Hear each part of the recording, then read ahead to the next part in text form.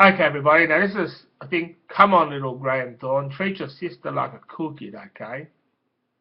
You see, Graham Thorne was being pressured into being an old fogey's kid, even if he has a very big mind on how to make the future so bright. And he was walking around the streets of Ingleburn in Sydney, and these young 50s hooligans told Graham Thorne to muck with them, then go home and treat his sister like a cool kid, like play cool for the little girlie, or be a young fella, Graham, 'cause you ain't an old fogey, Graham. No, you ain't an old fogey, Graham. I know you are trying to be an old fogey. Let your sister be an old fogey, 'cause she is a little girl, and no matter how you feel, you are treating her like a cool kid, 'cause you ain't a cool kid. You are a boy, buddy, and if you don't treat your sister like a cool kid, you are getting kidnapped, 'cause we need different kids off you off the streets, okay? And then from the 1st of February, Stephen Bradley moved to Sydney to work at the Opera House, and Graham often spoke to him there every Friday afternoon after school, and he got into good conversations with Stephen Bradley, but he was young to fall down. He was going to fall down the wrong way sooner or later, because Graham's father, Basil, thought Stephen was a troublemaker who is bad news. But Graham thought, no, Stephen was a great person, and there isn't any reason why Stephen Bradley would ever do the wrong thing by Graham Thorne. And this went on every week.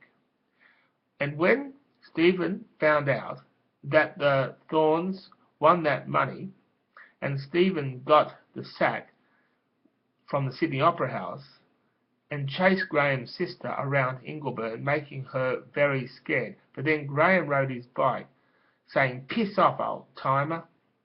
And then Stephen said, "No, I am making sure your sister gets home safely." And the next morning, Stephen offered to give Graham a lift to school, and then asked Graham if he wants to pop off at his house so he can look at his train set. And in 1 hour, Graham was tied up with duct tape in his cupboard, gagged as well. And then Stephen rang up the Thornes and said, "I have your son with me, and if you give me the Opera House winnings, I will give your son back to you. But might I remind you, no funny stuff." And Basil went to the police station every day to ask if they had any leads. But as usual, there was nothing. And meanwhile, Graham was worried that he is going to die, and he is going to suffer in silence. And Stephen Bradley tells Graham to be a little cool kid. Stay in there, tied up, and I will let you go home, you see. 'Cause you are my best friend. You came and talked to me at the Opera House, buddy. So just stay in here trapped forever, little boy, until your family give me the Opera House winnings. But Graham's parents screwed around with him, and Graham started to get scared. But Stephen Bradley said, "There is no reason why I want to kill you. You just sit tight and don't piss me off."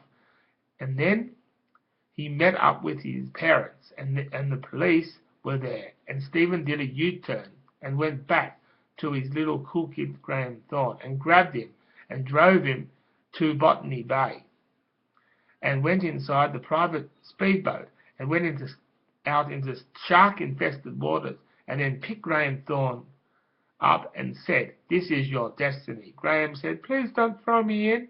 I will not tell anyone about you. I thought we were mates." And Stephen told Graham, "We are mates. I think you are too smart for your family, buddy. You see, I believe you will reincarnate back into this world. You are just leaving your family." And Graham Thorne said, "Can you please let me go? I am just a kid." And Stephen Bradley said, "No, I want you out of this world." And he picked Graham up and threw him to the sharks. And Graham started to jump between the sharks, but he died from that as his body was washed up on the shore of Wollongong. It's a shameful story. I ended up being a cat afterwards, so I was actually going to be able to go meow, meow, meow all the time. And I was trying to do a really cranky meow, but the owner wasn't as silly. Okay, bye.